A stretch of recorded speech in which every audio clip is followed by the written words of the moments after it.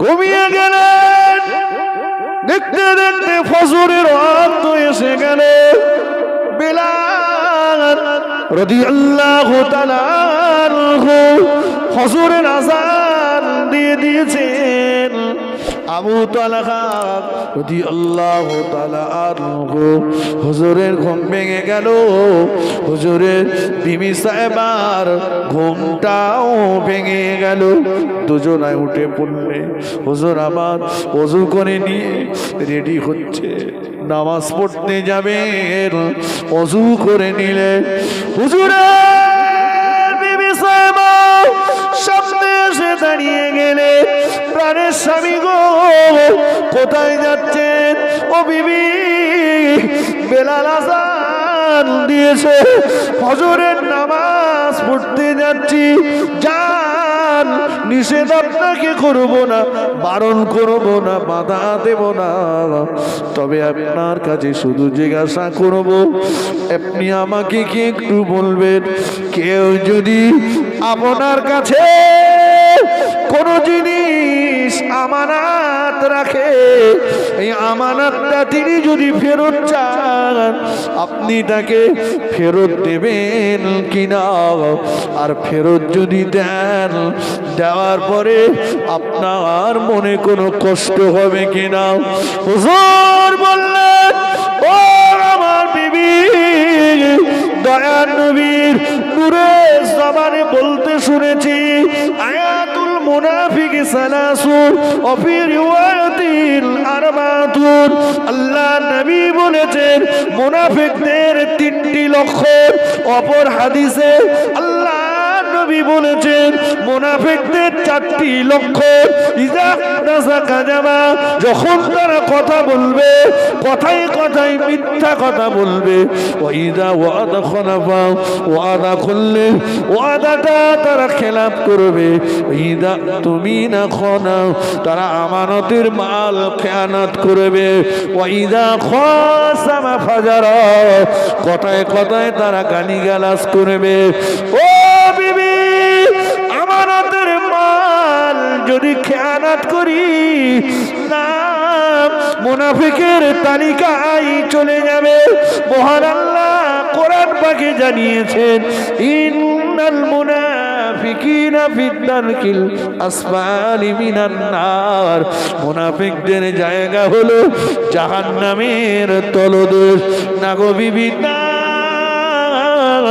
আমানতের মাল ফেরত চাইলেই ফেরত দেব, যার জিনিস তাকে ফেরত দেব। কেন আমার কষ্ট হবে? কোনো কষ্ট আমার হবে না, কোনো কষ্ট হবে না। ঠিক বলছেন, হ্যাঁ, যার জিনিস তাকে ফেরত দেব, কষ্ট হবে কেন? কোনো কষ্ট হবে না।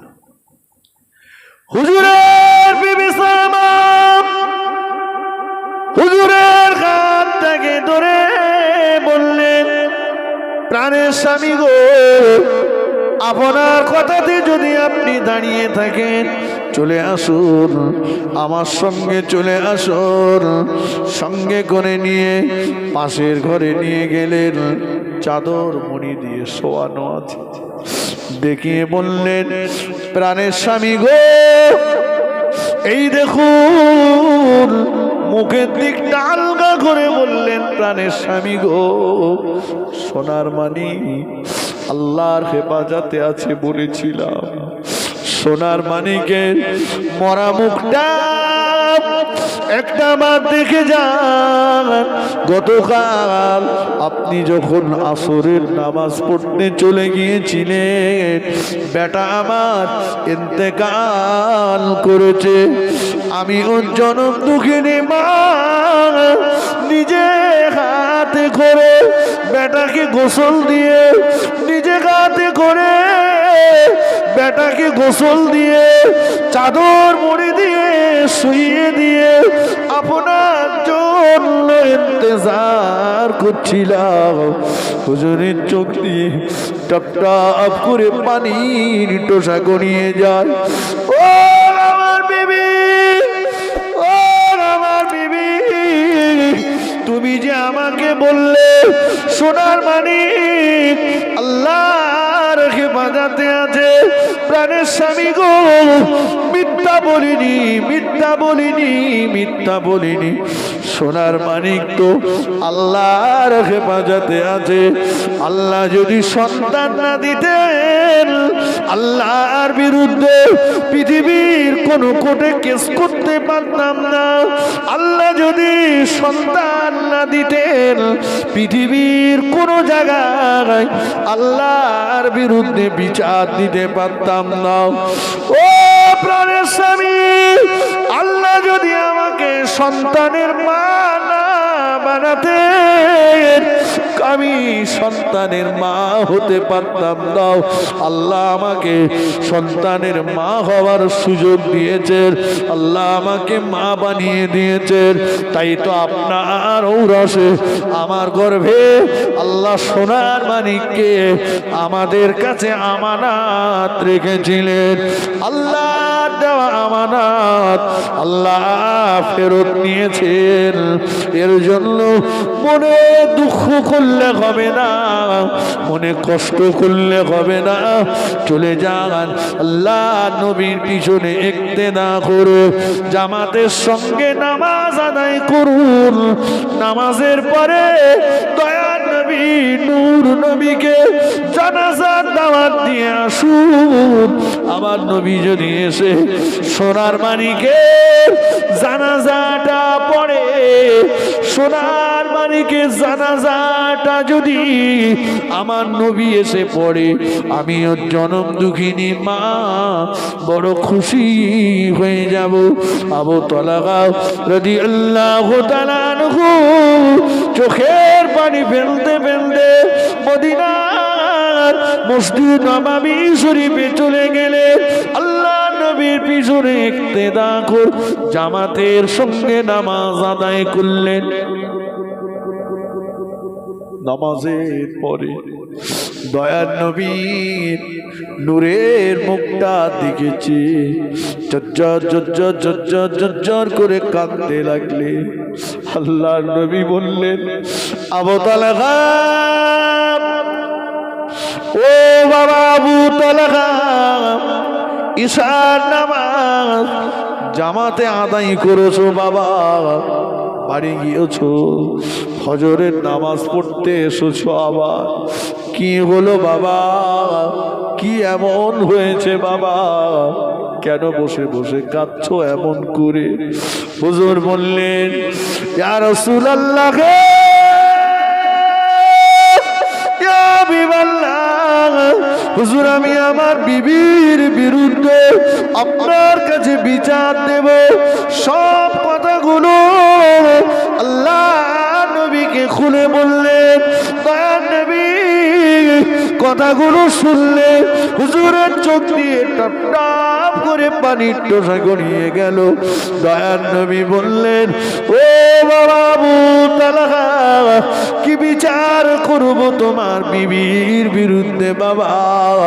তোমার বিবি যে ধৈর্য ধারণ করেছে, তোমার বিবি যে সবর এখতিয়ার করেছে, এমন ধৈর্য ধারণকারিনী ব্যক্তিদিগের জন্য আল্লাহ পাকের দয়ার জান্নাতের 8টি দরজা আল্লাহ খুলে দিয়ে রেখেছে। আরেকটু জোরে বলেন সুবহান, আরেকটু জোরে বলেন সুবহানাল্লাহ। আল্লাহুম্মা সাল্লি আলা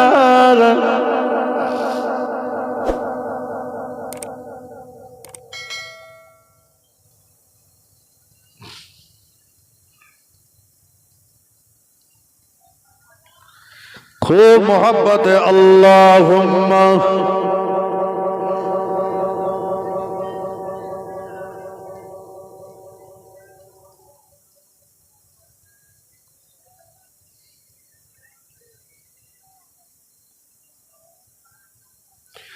মুসিবত না পাই যদি, মুসিবত না পাই যদি, করুণা তোমার কবরে হাসরে কি হবে আমার, কবরে হাসরে কি হবে আমার। মুসিবত না পাই যদি, মুসিবত না পাই যদি, করুণা তোমার, কবরে হাসরে কি হবে আমার, কবরে হাসরে কি হবে আমার। আসি গো ডুবে আমি পাপেরি সাগরে, না জানি কি হবে ও পারে হাসরে। আসি গো ডুবে আমি পাপেরি সাগরে, না জানি কি হবে কবরে হাসরে। তোমারি সুপারিশ বিনা কেমন হব পার, কবরে হাসরে কি হবে আমার। আল্লাহুম্মা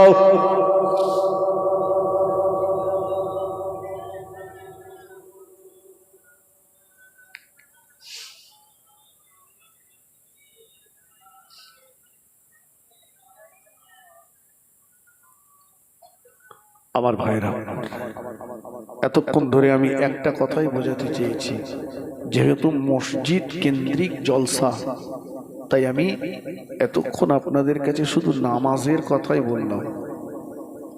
নামাজ পড়তে হবে, ছাড় নাই। তাই বলে এই নয় যে আপনি সবকিছু ত্যাগ করে পড়ে থাকেন, সবকিছু ত্যাগ করে পড়ে থাকতে হবে না। সময় হলে মসজিদে যান, সময় হলে আজান হলে মসজিদে যান, নামাজের সময় হলে দুনিয়াকে ছেড়ে দেন, আল্লাহকে পাওয়ার জন্য হাজিরা দেন। ভাই আসলেই আমরা একটা জিনিস, পৃথিবীর সবকিছুকেই আমরা আমাদের নিজের মনে করে ফেলেছি। কথা ঠিক কিনা বলেন? যদি আমাকে জিজ্ঞাসা করেন ভাই গাড়িটা কার, আমি বলবো আমার। বাড়িটা কার? আমার। জলকর কার? আমার। দোকান কার? আমার। সন্তান কার? আমার। ব্যবসা কার? আমার। আসলে কি আমার? কথা বলুন। আচ্ছা আমি যদি এটা একটু ঘুরিয়ে বলি, গাড়িটা কার? এটা আল্লাহর। আল্লাহ আমাকে দিয়েছে ভোগ দখল করতে, মূল মালিক আল্লাহ, আমি ভোগ দখলদার। বোঝা যাচ্ছে? বাড়ি আল্লাহ আমাকে দিয়েছে, ভোগ দখল করছি আমি, কিন্তু এর মূল মালিক আল্লাহ। দোকান এর মূল মালিক আল্লাহ, আমি ভোগ দখলদার। জলঘর মূল মালিক আল্লাহ, আমি ভোগ দখলদার। ভাই যখনই এটা আমার অন্তরে জায়গা নেবে যে মূল মালিক আল্লাহ, তখন কিন্তু আজান হলে বাড়ি ছেড়ে দেবো, যে বাড়িতে আর থাকা যাবে না। আজান হয়েছে মানে মসজিদে যেতে হবে, কারণ বাড়ির মালিক তো আমি না, যিনি বাড়ির মালিক তানার সঙ্গে দেখা করতে হবে, তা না হলে বাড়ি আমার থেকে তিনি কেড়ে নিতে পারেন। পারে না? পারে না। কত মানুষ হসপিটালের বেডে শুয়ে আছে। জি, দোকানের মালিক আমি না। আজান হয়েছে মানে মালিকের সঙ্গে দেখা করতে হবে, তা না হলে মালিক আমার থেকে দোকান নিয়ে নেবে, জলকর নিয়ে নেবে, ব্যবসা নিয়ে নেবে, গাড়ি নিয়ে নেবে। এটা আমাদের কাছে একটু দূরত্ব হয়ে গেছে। আমরা সব কিছু মনে করেছি সব আমার আমার আমার, আর আমার যত মনে করেছি ততই জড়িয়ে গেছি। আমার যত মনে করেছি হারালেও কষ্ট বেশি হবে। ঠিক কিনা বলে? জি, দিয়েছেন আল্লাহ, আর আল্লাহর দেওয়া জিনিস যদি আল্লাহর রাস্তায় করতে পারি, তবে আল্লাহ বলেন বান্দা আমি আল্লাহ তোকে মাঝে মাঝে পরীক্ষা করব।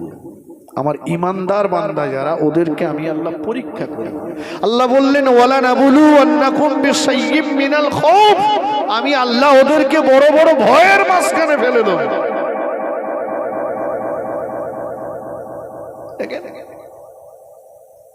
অনেকে বলে আমরা তো খুব একটা নামাজ কালাম পড়িনি, তোরা তো খুব ঘন ঘন মসজিদে যাস, আল্লাহ বিল্লাহ করিস, তোর এত রোগ সব কেন বলে না? কিন্তু মনে রাখবেন এই রোগ সব ইমানদারদের জন্য একটা। আল্লাহ বলেছেন আমি ইমানদারদের পরীক্ষা করব, বড় বড় ভয়ের মাঝখানে ফেলে দেব। অলজু, আমি আল্লাহ ওদের খাওয়ার কষ্ট দিয়ে নফসগুলোকে মেরে দেব। অনাকসিম মিনাল আমওয়াল, আমি আল্লাহ ওদের সন্তান কেড়ে নেব। আল আনফুসি ওয়াস সামারাত, আমি আল্লাহ ওদের ফসলগুলোকে নষ্ট করে দেব। কথা বুঝতে পারছেন? আল্লাহ নিজেই পরীক্ষার প্রশ্ন আউট করে দিলেন যে আমি ইমানদারদের পরীক্ষা করব, বড় বড় বিপদ ভয়ের মাঝখানে ফেলে দেব, পরীক্ষা করব, ওদের খাওয়ার কষ্ট দিয়ে নফসগুলোকে মেরে দেব। আমি আল্লাহ ওদের সন্তান কেড়ে নেব, আমি আল্লাহ ওদের ফসল নষ্ট করে দেব। এরপরেও দেখি বান্দা ধৈর্য ধরে কিনা, সবর করে কিনা, বান্দা বলে কিনা ইন্না লিল্লাহি ওয়া ইন্না ইলাইহি রাজিউন। যা কিছু পেয়েছিলাম কার কাছ থেকে?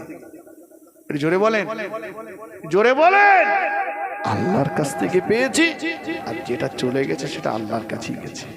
বান্দা তুই যদি এটা স্বীকার করিস যে আল্লাহর কাছ থেকে পেয়েছিলাম, আল্লাহই নিয়েছে, যার সার কথা, তাহলে বান্দা মনে রাখিস তুই যেটা হারিয়েছিস তার থেকেও বেশি কিছু আমি আল্লাহ আমার কাছ থেকে তুই পাবি। জোরে বলুন, একটু জোরে বলে। কিন্তু আমরা যেই হারাই, যেই লস হয়, যেই লোকসান হয়, যেই ক্ষতি হয়, কথা ঠিক কিনা বলে? আল্লাহ এতদিন শুকনো ছিল, আমি ধান কেটেছি সেই পানি। বান্দা তুই শুধু এতটুকু বল যে যেটা পেয়েছিলাম আল্লাহ তোমার কাছ থেকে, যা নিয়েছো আল্লাহ তুমি নিয়েছো, স্বীকার কর, আমি আল্লাহ বেশি দেব, বেশি দেব। আল্লাহ পাকের মাহবুবা বান্দি মা রাবিয়া বসরি রহমতুল্লাহ আলাইহা, তিনি বলছেন যে বান্দার জীবনের সবকিছু হবে, বান্দার জীবনের সবকিছু হবে মালিককে খুশি করার জন্য। কথা ঠিক কিনা বলে? মালিককে খুশি করার জন্য। আল্লাহ পাকে মাহবুবা বান্দি মা রাবিয়া বসরি রাহমাতুল্লাহ আলাইহা একদিন একটা আগুনের মশাল নিলেন, এক লোটা পানি নিলেন, আগুনের মশাল নিয়ে এক লোটা পানি নিয়ে স্বাভাবিকের তুলনায় দ্রুত একটু এগিয়ে যাচ্ছে। ওনার একজন ভক্ত, ওনার একজন মুরিদি ওনাকে জিজ্ঞাসা করলেন, আম্মা জান এত দ্রুত পানি নিয়ে, পানির বোতলটা নিয়ে, আগুনের মশালটা নিয়ে কোথায় চলেছে? আম্মা জান বললেন, ও আমার মুরিদিনী শুনে রাখো, এই আগুনের মশাল নিয়ে যাচ্ছি জান্নাত পুড়িয়ে দেব, আর এই পানি নিয়ে যাচ্ছি জাহান্নামটা নিভিয়ে দেব, জান্নাত থাকবে না জাহান্নামও থাকবে না। দেখি বান্দা আর আল্লাহর ইবাদত করে কিনা।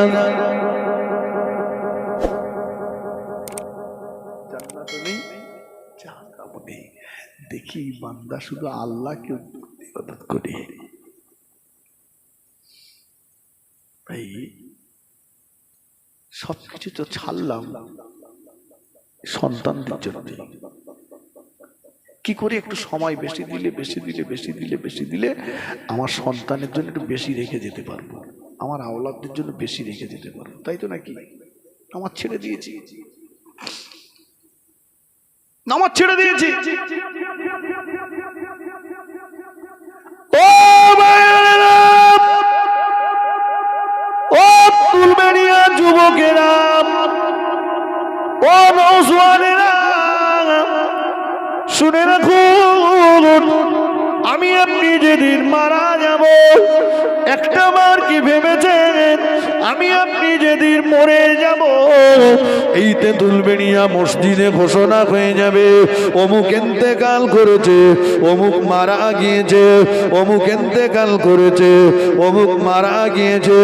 সবার মুখে একটাই কথা, জানাজা কখন হবে, জানাজা কখন হবে।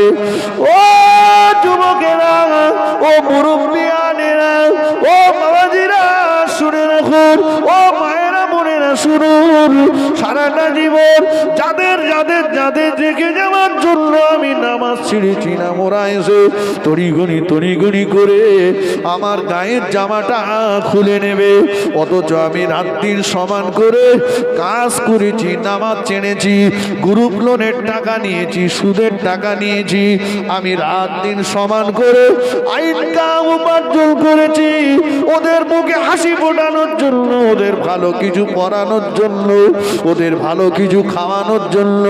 অথচ ওরা এসে গায়ের জামাটা খুলে নেবে, ওরা এসে আমার পয়সায় তৈরি করা খাটের থেকে নামিয়ে দেবে, ওরা এসে মসজিদ থেকে খাটিয়াটা এনে খাটিয়ার উপরে শুইয়ে দেবে, খাটিয়ার উপরে শুইয়ে দিয়ে জীবনে অনেক টাকা উপার্জন করে গোসলখানা বানিয়েছিলাম, পাথর বসিয়েছিলাম, টালি লাগিয়েছিলাম, দামি দামি ট্যাপ শাওয়ার লাগিয়েছিলাম, কিন্তু না, আর কোনোদিন ওদের গোসলখানাতে গোসল করতে যাব না, ওদের ট্যাপে হাত দেব না, ওদের শাওয়ারে আর কোনোদিন গোসল করব না। কিন্তু না, একটা বার ভেবে দেখুন, আমার আপনার জীবনের বিদায়ী গোসল, আখিরি গোসলটা ওই গোসলখানার ভিতরে ওরা আমাকে আর নিয়ে যাবে না। বাড়ির বারান্দাতে অথবা বাড়ির উঠানে আনাচে কানাচে কাপড় দিয়ে ঘিরে আলাদা একটা গোসলখানা বানানো হবে, ওই গোসলখানা ভিতরে নিয়ে বিদায়ী গোসল, আখিরি গোসলটা আমার যখন দিতে থাকবে, ওই সময় আমি আপনি কাঁদতে থাকবো, ও আমার গোসল দিতে আসা ব্যক্তিরা আমার গায়েতে জোরে জোরে পানি ঢেলো না, আস্তে আস্তে পানি ঢেলো, জোরে জোরে মর্দন করো না, আস্তে আস্তে মর্দন করো, জোরে জোরে নাড়াচাড়া দিও না, আস্তে আস্তে নাড়াচাড়া দাও। এই মুহূর্তে আমার উপর দিয়ে একটা তুফান বয়ে গিয়েছে, কিন্তু না, সেদিনের কান্নার আওয়াজ গোসল দিতে আসা ব্যক্তিরা শুনতে পাবে না। গোসলটা দেওয়া হয়ে যাবে, ঘরে আমার নূতন লুঙ্গি আছে, জামা আছে, প্যান্ট আছে, গেঞ্জি আছে, পাঞ্জাবি আছে, জুব্বা আছে, কোনদিন বলবো না ও কচি আম্মা আমার নূতন লুঙ্গিটা আমায় দাও, আমার প্যান্ট, আমার গেঞ্জি, পাঞ্জাবিটা আমায় দাও, কোনদিন আর চাইবো না, কিন্তু ওরা দেবে না। খাটিয়ার উপরে সাদা কাফনের কাপড়টা বিছানো থাকবে, কাপড়ের উপরে আমাকে আপনাকে শুইয়ে দিয়ে কাফনের কাপড়টা যখন মুড়তে থাকবে, ওই সময় মাইয়েত কাঁদতে থাকবে, ওই সময় মুর্দা কাঁদতে থাকবে, ওই সময় আমি আপনি কাঁদতে থাকবো। ও আমার কাফন পরাতে আসা ব্যক্তিরা, মুড়ে দিও না, ঢেকে দিও না, মুড়ে দিও না, ঢেকে দিও না, মুড়ে দিও না, ঢেকে দিও না, তড়িঘড়ি তোমরা আমার মুখটা ঢেকে দিও না। দেখো আমার খাটিয়ার পাশে দাঁড়িয়ে, আমার লাশের পাশে দাঁড়িয়ে আমার জনম দুঃখিনী মা, আমার জনম দুঃখিনী মা কেমন করে কাঁদছে। কচি বেটা, আগে আমার যাওয়ার কথা, আগে তুই চলে গেলি বাবারে, তুই চলে গেলি, আমার আব্বা কাঁদছে, বেটারে আগে তুই। দেখো দেখো, ও আমার কাপড় পরাতে আসা ব্যক্তিরা, একটু দাঁড়াও, মুড়ে দিও না, ঢেকে দিও না, মুড়ে দিও না, ঢেকে দিও না। দেখো আমার লাশের পাশে দাঁড়িয়ে, খাটিয়ার পাশে দাঁড়িয়ে আমার ছেলে কেমন করে কাঁদছে, আব্বু আব্বু আব্বু। মেয়ে আমাকে ডাকছে আব্বু আব্বু আব্বু। আমি যে ওদের আব্বু, আমি যে ওদের আম্মু, আমি জীবনের মতো চলে যাচ্ছি, একটু দাঁড়াও, ওদের আর একটু আমায় দেখতে দাও, আমাকে ওদের একটু দেখতে দাও। মনে দিও না, ঢেকে দিও না। আমার নাতি পোতাগুলো কেমন করে আমাকে ডাকছে, দাদু ভাই, নানু ভাই, দাদু ভাই, নানু ভাই। দাঁড়াও, একটু দাঁড়াও, ঢেকে দিও না। কিন্তু না, সেদিনের কান্নার আওয়াজ কাফন পরাতে আসা ব্যক্তিরা শুনতে পাবে না। কাফনটা বনিয়ে দিয়ে পায়ের দিকে একটা বাঁধন, মাঝখানে একটা বাঁধন, মাথার দিকটা মুড়ে মুড়ে একটা বাঁধন দিয়ে খাটিয়ায় তুলে দেবে। খাটিয়ার প্যাসেঞ্জার আমি একা, সবাই আমার খাটিয়াটা কাঁধে করে নিয়ে জানাজা পড়ে কবরস্থানের দিকে নিয়ে যাবে। কাফনের ভিতর থেকে বলতে থাকবো, দাঁড়াও, একটু আস্তে চলো, আস্তে চলো, জোরে জোরে না, আস্তে আস্তে চলো। কিছুক্ষণ আমাকে আমার প্রতিবেশীদের মাঝে থাকতে দাও, আমার বাসীদের মাঝে থাকতে দাও। কিন্তু না, শুনবে না, শুনতে পাবে না। কবরস্থানে যে কবরের পাশে খাটিয়াটা রেখে আমার কবরে মাথার দিকে একজন নেমে যাবে, পায়ের দিকে একজন নেমে যাবে। মনে করবো হয়তো এরা দুজনা আমার সঙ্গে থাকবে, কিন্তু না, মাঝখানে কাপড় দিয়ে আমার লাশটাকে নামিয়ে দেওয়ার পরে যে দুজনা আমার কবরে নেমেছিল, ওরা লাফ দিয়ে উঠে যাবে কবর থেকে। এমন একটা জায়গায় আমাকে শুইয়ে দিল, পাশে আর একটা মানুষ শুতে পারবে না। এরপরে ওরা আমাকে মাটি চাপা দিয়ে চলে যাবে। আর কোনদিন কেউ কবর খুঁড়ে দেখতে যাবে না আমি আপনি কবরের ভিতরে কেমন অবস্থাতে আছি।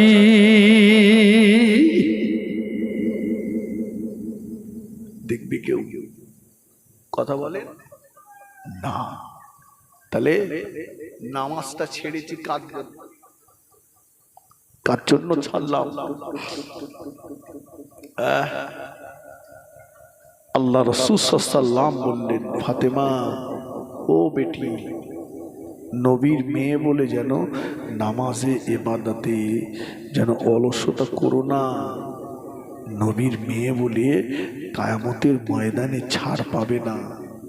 নবীর মেয়ে বলে আলাদা করে কোনো বিচার হবে না। নবীর মেয়ে বলে কবর ছেড়ে দেবে না। নবী যদি ফাতেমাকে এই কথা বলে, একটাবার কি ভেবেছেন আমাদের কবর আমাদের সঙ্গে কি ব্যবহার করবে? তাহলে সেই চিন্তা যদি থাকে, কি করলাম আমরা?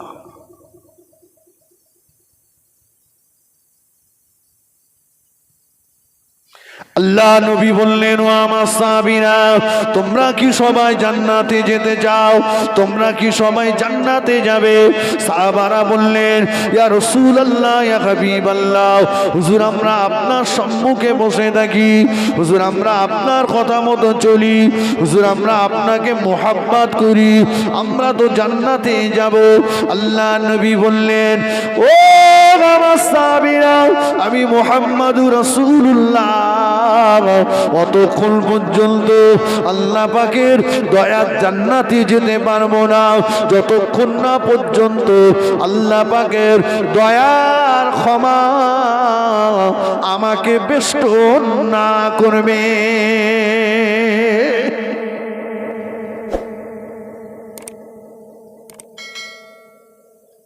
আমরা বলছি ওরে মরার পর রায় হয়।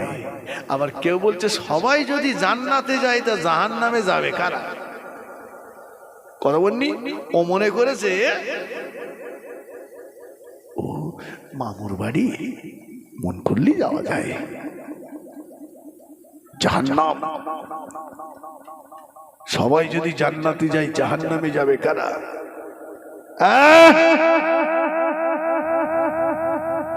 আল্লাহর আযাবে জাহান্নাম কত কঠিন জানো?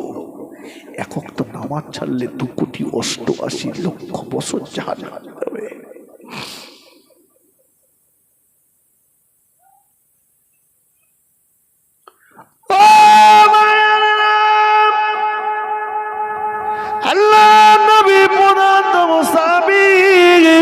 আবু বকর সিদ্দিক রাদিয়াল্লাহু তাআলা আনহু, জান্নাতে সুসংবাদ প্রাপ্ত সাহাবী হযরত ওমর রাদিয়াল্লাহু তাআলা আনহু, আবু বকর সিদ্দিক রাদিয়াল্লাহু তাআলা আনহু বলতেন, আল্লাহ পাক মানুষ না বানিয়ে, আবু বকরকে মানুষ না বানিয়ে যদি ঘাস করে বানাতেন আল্লাহ, আবু বকরকে মানুষ না বানিয়ে যদি বড় জঙ্গলে গাছের পাতা করে বানাতেন আল্লাহ, মেষ দুম্বা ছাগল ভেড়া খেয়ে ফেলে দিত।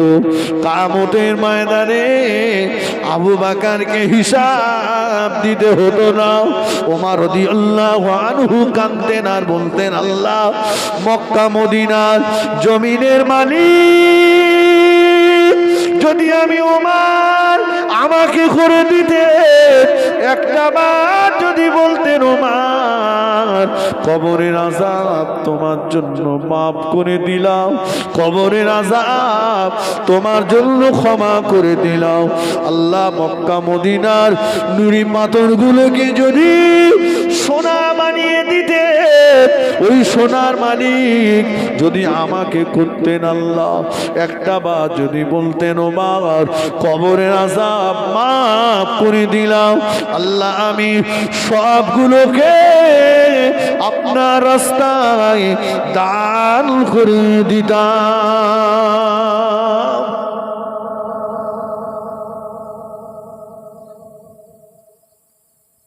কবরের ভয় তাদের লাগলো, আমাদের ভয় কবরস্থানের পাঁচিলে বসে বসে বিড়ি খাচ্ছে, তো ভয় লাগবে কবর। মানুষ মাটি দিতে গিয়েছে, দাফন করতে গিয়েছে, সেখানে যে দুনিয়ার গল্প হচ্ছে, কথা ঠিক কিনা বলেন না? আজকে ওই ভয়টা যদি থাকতো তাহলে মসজিদ মুখ হতাম, মসজিদ মুখ হতাম। আমার ভাইরা, আমি হাতে নয় পায়ে ধরে বলে যাব, মসজিদ মুখ হন, নামাজের পাটিটাকে আগলে ধরুন, নামাজের পাটিটা ধরুন, আল্লাহর নিকটবর্তী হন।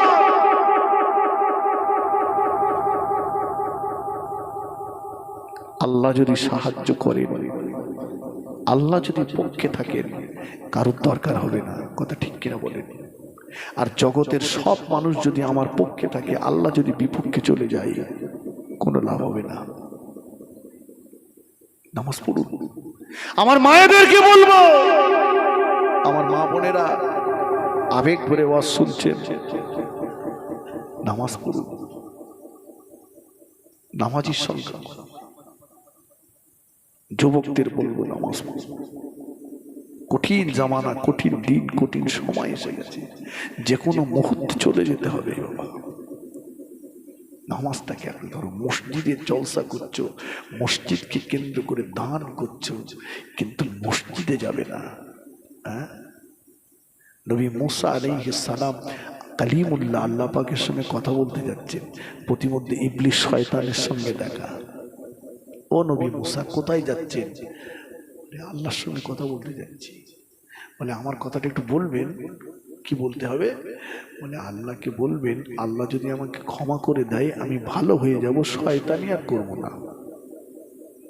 তো ভালো হবে? হ্যাঁ, আল্লাহ মাফ করে দিলে ভালো হবে। তো গেলেন, আল্লাহর সঙ্গে কথাবার্তা বলার পরে একেবারে শেষে বললেন, আল্লাহ আসার সময় ইবলিসের সঙ্গে দেখা হয়েছিল, ও বলেছে আপনি যদি ওকে মাফ করে দেন ও ভালো হয়ে যাবে, শয়তানি আর করবে না। আল্লাহ বলে মুসা ভালো হবে না, আল্লাহ আপনি বলেন না মাফ করবেন কিনা। আল্লাহ বললেন মুসা ওকে যে বলো ও যদি আদমের কবরের পাশে দিয়ে সিজদা করে আমি আল্লাহ ওকে মাফ করে দেব। ফের আসার পথে শয়তানের সঙ্গে দেখা। এই নবী মুসা আলাইহিস সালাম বললেন ইবলিসকে, ইবলিস তোর কথা আল্লাহকে বলেছি, কিন্তু আল্লাহ বলেছে তুই যদি আদমের কবরের পাশে যে সিজদা করিস আল্লাহ তোকে মাফ করে দেবে। ও তখন বলল তাই তো, সেই তো নবী মুসা সব করতে পারবো কিন্তু ওইটা হবে না। কথা বুঝেননি? সব পারবো কিন্তু ওইটা পারবো না। এখন সারা রাত হবে, শোন অসুবিধা নেই, চাঁদা ফের দিতে হবে, বলেন দেব।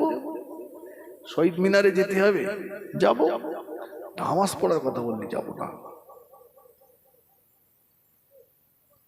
কথা বুঝতে পারিনি? কি হলো?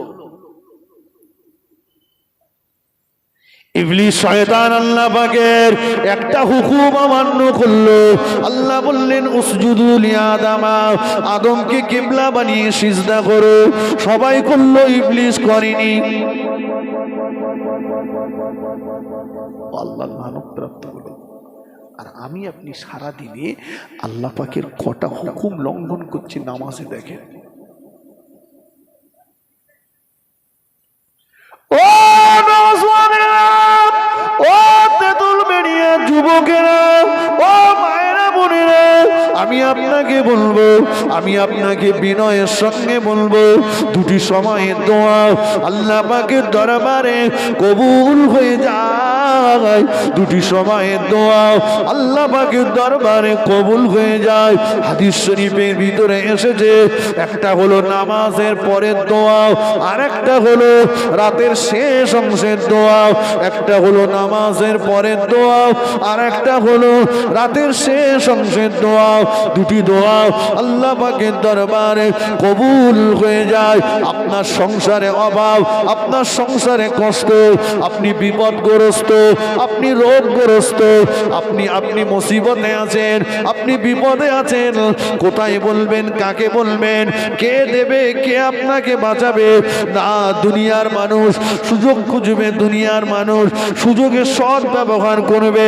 দুনিয়ার মানুষের উপরে ভরসা না করে আপনি নামাজের পাটিটা নিয়ে 2 রাকাত নামাজ পড়ে আল্লাহকে বলুন, সিজদায় যে দুফোঁটা চোখের পানি ছেড়ে আল্লাহ পাকের দরবারে কাঁদুন, আল্লাহর দরবারে চোখের পানি ফেলুন। আল্লাহ নবী যখন মেয়ারাজ শরীফে গিয়েছিলেন 25 থেকে 27 বছরের লম্বা মেয়াদ নিয়ে আরশে আজিমে বসে বসে আল্লাহ পাকের সঙ্গে গল্প করলেন। চলে আসবেন নবী সেই মুহূর্তে আল্লাহ পাকের আরশে আজিমের পায়াটা জড়িয়ে ধরে জোর করে কাঁদতে লাগলেন। আল্লাহ বলে, হাবিব 25 থেকে 27 বছরের লম্বা মেয়াদ নিয়ে আরশে আজিমে বসে বসে আপনার সঙ্গে গল্প করলাম, এখনো কি খুশি হন নাই? এখনো কি সন্তুষ্ট হন নাই?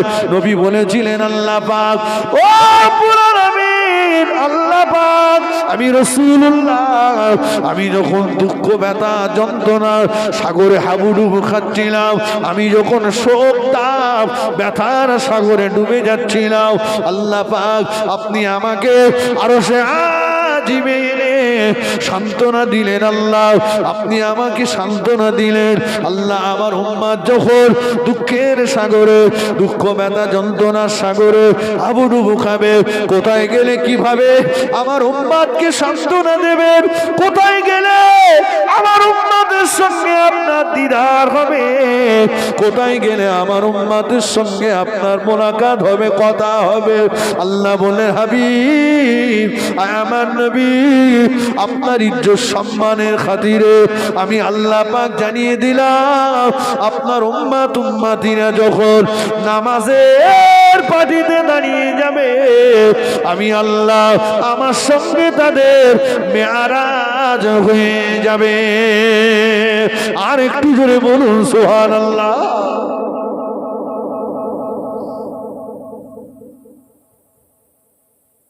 নামাজের পাটিটাই ধরুন, নামাজের পাটিটা একটা। আমার মায়েরা, বোনেরা, নামাজ পড়ুন। সংসারে কাজ না, না রাবেয়া বস্তির মতো আপনার সংসারে কাজ নেই। রাবেয়ার মনিব সারাদিন রাবিয়াকে নামাজ পড়ার সুযোগ দিত না, কিন্তু রাবিয়া রাত্রে যখন আরামের জন্য সময় পেতেন, আরামের বিছানাতে নামাজের পাটিটা বিছিয়ে দিয়ে সারাদিনের কাজা নামাজটা আদায় করে আল্লাহর কাছে কাঁদতেন আর বলতেন, আল্লাহ আজকে দুনিয়ার মনিব, দুনিয়ার মালিক আমাকে আপনাকে ডাকবার সুযোগ দেয় না। আল্লাহ আরামের বিছানাতে আমি নামাজের পাটি বিছিয়ে সারাদিনের কাজা নামাজ আদায় করেছি। আল্লাহ আপনি এতটুকুতে খুশি হন, আমার উপরে আপনি রাজি হন। আল্লাহ আমার নামাজ আপনি কবুল করুন। আমি আপনার বান্দি, আপনার সঙ্গে কথা দিচ্ছি, যদি কোনো দিন এই দুনিয়ার মালিকের হাত থেকে মুক্তি পাই, আমি বাকি জীবনটা আপনার ইবাদত করে কাটাবো। জোরে বলুন, একটু জোরে বলেন। আপনার সংসারে তো এত কাজ নেই, কেন আপনি পড়েন না? কেন আপনি কোরআন শরীফ তেলাওয়াত করেন না? অধিকাংশ মায়েরা কোরআন শরীফ জানে, আমার বোনেরা কোরআন জানে, তবে বিয়ে হবে না বলে তাই শিখেছিল। মানে যখন বিয়ে দেখতে আসে, তখন ছেলের বাপটা গলা লম্বা করে বলে, মা তুমি কোরআন শরীফ জানো? আমি কোরআন জানা মেয়ে খুব খুশি। ওর তখন বলতে হবে, হ্যাঁ জানি, মানে 7-8 বার এপার থেকে ওপারে গেছি। এটা বলে বলে কপাল ভালো না তো। যদি পাল্টা জিজ্ঞাসা করতো ছেলের বাপটারে যে আপনি আমি জানি কিনা জিজ্ঞাসা করছেন, যার জন্য আমাকে দেখতে এসেছেন সে কোরআন জানে? সে তো কলকে কোম্পানির ম্যানেজার। হ্যাঁ, কলকে কোম্পানির ম্যানেজারের জন্য কোরআন জানা মেয়ে খুঁজ দিয়েছ? ও তো জানে না। যাক এ শিখেছে, বাপের বাড়ির থেকে একটা কোরআন শরীফ এনে শ্বশুর জিজ্ঞেস করেছিল, শ্বশুর বাড়ি এনে রেখেও দিয়েছে, আর মনে মনে বলছে, শ্বশুর কবে তুমি মরবা সেই দিন তোমার জন্মের শোনান শুনকে কব্বরে পাঠাবো, তার আগে কোরআন আমি পারবো না। পারে না। ও বলে আমার সংসারে এত কাজ, মুরগির পায়ে জিরে নাস্তা, আমার পায়ে জিরে নেই। এই ভূতির বোঝা তুমি টানতেছো কেন? তোমার কবরে তোমার স্বামী যাবে? হ্যাঁ যাবে? আল্লাহ নবী বলতেন, খবরদার ফাতেমা, নামাজে ইবাদতে তেলাওয়াতে যেন নবীর মেয়ে বলে অলসতা করো না। ফাতেমা তুজ-জোহরার সংসারে কষ্ট ছিল, সংসারে অভাব ছিল, প্রতিদিন উনার এখানে উঠত না, প্রতিদিন তার উদর ভর্তি করে খাওয়া হতো না। ফাতেমা তুজ-জোহরা সারাদিন যাতা করাতেন, জব পেশাই করতেন, শরীরে বড় ব্যথা বেদনা যন্ত্রণা হতো। আল্লাহ নবী ডেকে বলেছিলেন, ফাতেমা, ও বেটি ফাতেমা, ও মা ফাতেমা, খবরদার মা, এই অজুহাতে যেন নামাজ ছেড়ে দিও না মা, নামাজ বাদ দিও না মা। আমি তোমার আব্বা জান বলছি, এশার নামাজের পরে 33 বার সুবহানাল্লাহ, 33 বার আলহামদুলিল্লাহ, 34 বার আল্লাহু আকবার পাঠ করবে মা। 33 বার সুবহানাল্লাহ, 33 বার আলহামদুলিল্লাহ, 34 বার আল্লাহু আকবার পাঠ করবে মা। তোমার হাতের তালুতে ফুঁক দেবে, ওই হাতটাকে তুমি তোমার তামাম শরীরে মোসাফা করে নেবে মা। আল্লাহ পাক এই তসবির বাবার কাছে তোমার সারা দিনের ব্যথা বেদনা যন্ত্রণাকে আল্লাহ নিবারণ করিয়ে দেবেন। বলুন সুবহান, আর একটু জোরে বলুন সুবহানাল্লাহ। ফাতেমা তুজ-জোহরা রাদিয়াল্লাহু তাআলা আনহা, উনানে তার হাড়ি উঠতো না, উদর ভর্তি করে তার খাওয়া হতো না, প্রতিদিন জব পেশায় করতেন, যাতা করাতেন। এই ফাতেমার 5 ওয়াক্ত নামাজ তো দূরের কথা, ফাতেমা তুজ-জোহরার কোনদিন তাহাজ্জুদের নামাজ কাজা হতো না।